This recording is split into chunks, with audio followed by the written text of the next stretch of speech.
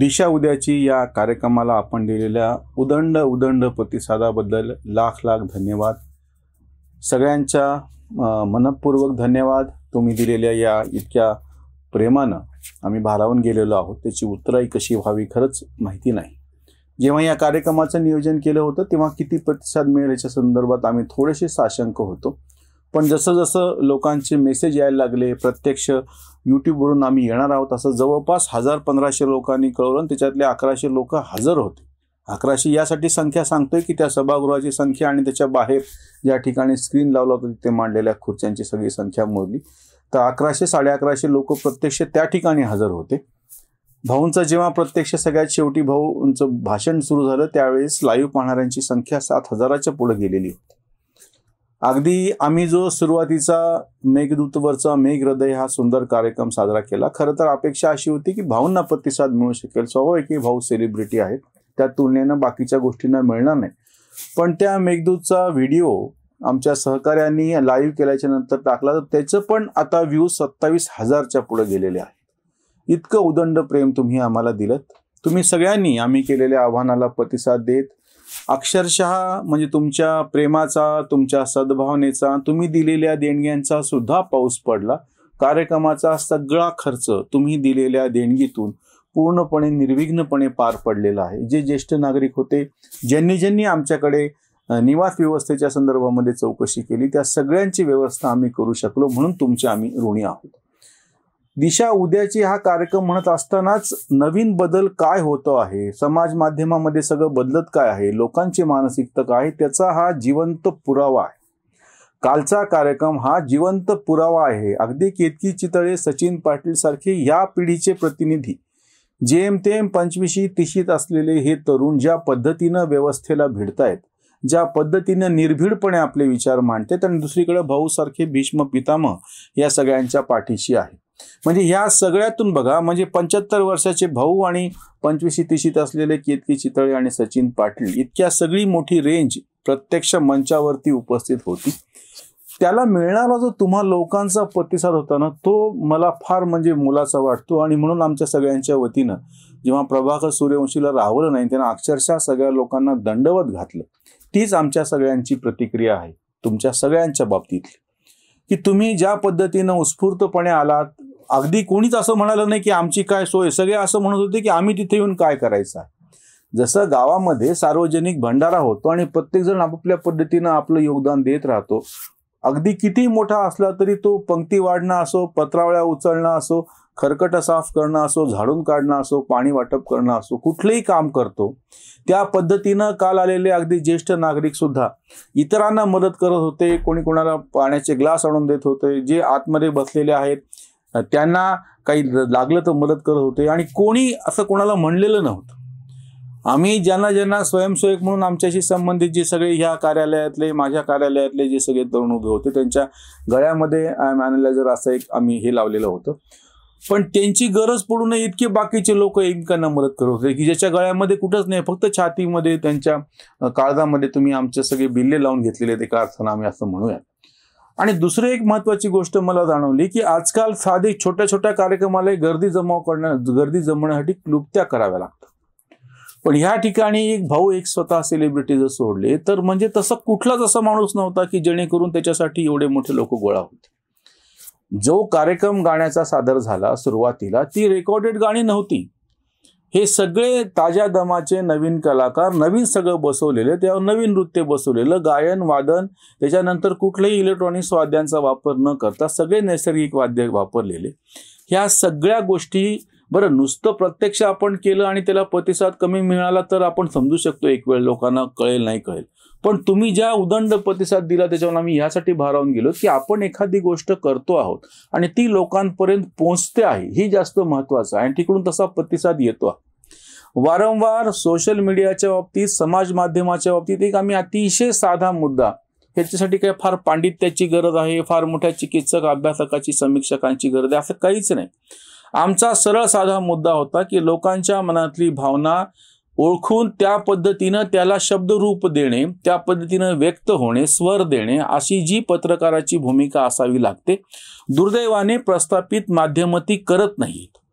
ती करत नाहीयेत म्हणून ती पोकळी भरून काढण्यासाठी जे जे भाऊ सारखे लोक पुढे आले आणि त्यांचं बोट धरून आमच्यासारखे बाकीचे लोक सगळे समोर आले. ते महत्वाचं काम म्हणजे आम्ही काय केलं हे महत्वाचं नाहीये. तुमच्या मनातली ती भावना ओळखून आम्ही हे मांडू शकलो, त्याच्यामुळे त्याला इतका मोठा प्रतिसाद मिळाला. आणि केवळ इतकंच नाही, आणि सांस्कृतिकच्या वतीनं आम्ही जेव्हा मनाचे श्लोकचे 41 भाग या ठिकाणी टाकले होते आणि तेव्हाच असं घोषित केलेलं होतं की या संदर्भात काही एक उपक्रम ॲनालायझर करेल.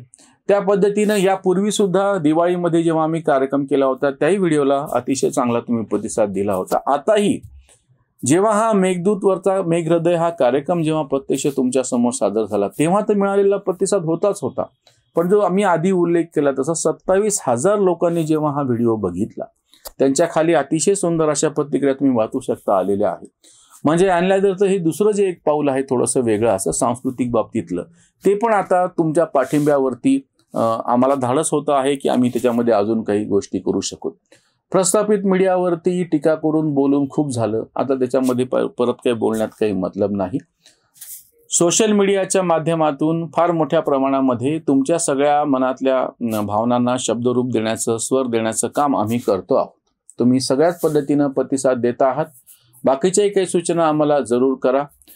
वर्षातून अशा पद्धतीचे कार्यक्रम, मोठे कार्यक्रम, किमान एकतरी मोठा कार्यक्रम आणि बाकीचे काही सांस्कृतिक कार्यक्रम घेण्याचं आमचं नियोजन आहे.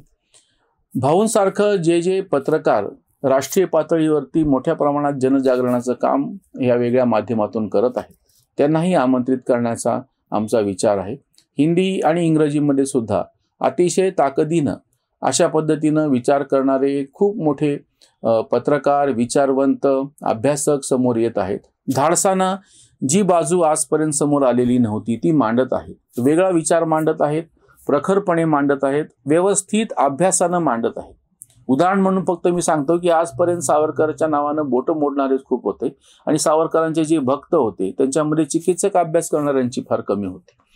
ह्या सगळ्या त्रुटीला दूर करत विक्रम संपत सारखा अतिशय तरुण असा एक नवीन लेखक समोर येतो आणि 2 जाडजूड असे इंग्रजीमध्ये ग्रंथ सावरकरांच्या संदर्भातले प्रकाशित करतो आणि त्याला उत्तर देता देता विरोधकांच्या तोंडाला फेस येतो की त्यांनी जे खोडून काढलेले आक्षेप त्याच्यावरती काही बोलता येत नाही.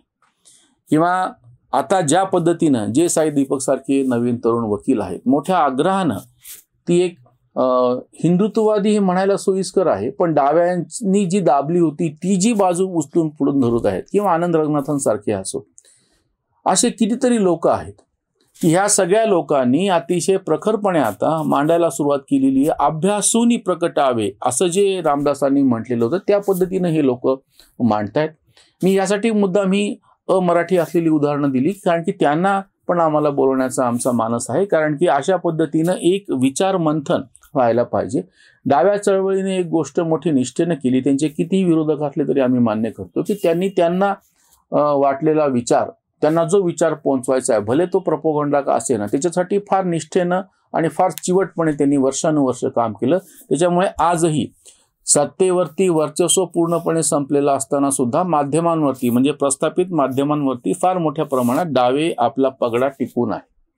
त्या तुलनेनं तथाकथित उजवे म्हणून घेणारे किंवा डावे नसलेले असं म्हणूयात, खरं तर उजवे म्हणण्यात काही अर्थ नाही पण डावे नसलेले असं म्हणूयात, हे सगळे आत्तापर्यंत असं धाडसानं पुढे येण्यामध्ये फार कमी पडत होते. ॲनालायझरचं मी स्वतः संयोजकाचा भाग असून सुद्धा ही गोष्ट मोठ्या अभिमानाने सांगतो की ह्या सगळ्या डाव्या नसलेल्या विचारवंतांना, पत्रकारांना, या सगळ्यांना एकत्र करणे आणि त्यांना प्रत्यक्ष व्यासपीठावरती सर्वसामान्य दर्शकांच्या समोर आणणे, प्रेक्षकांच्या समोर, रसिकांच्या समोर आणणे, हे एक काम आमच्या वतीनं झालं. याचा आम्हाला सार्थ असा अभिमान आहे. आमचं इतरांनाही विनंती आहे की अशा पद्धतीचे कार्यक्रम मोठ्या प्रमाणात सर्वत्र व्हायला पाहिजेत. हा विचार सगळीकडे पोहोचला पाहिजे. सांस्कृतिक बाबतीत सुद्धा सचिन पाटील यांनी प्रत्यक्ष कार्यक्रमात जे आग्रहाने विषय मांडला, हिंदू नावानं, खरं तर हा हिंदू शब्द पण आपला नाही, या नावानं जे काही चालतं त्याच्याबद्दलची लाज बाळगणे असे एक विचित्र प्रकार मधल्या काळात सुरू होता. हिंदू हे फक्त धार्मिक अर्थाने नव्हतं, त्याच्यातला सांस्कृतिक सुद्धा भाग होता.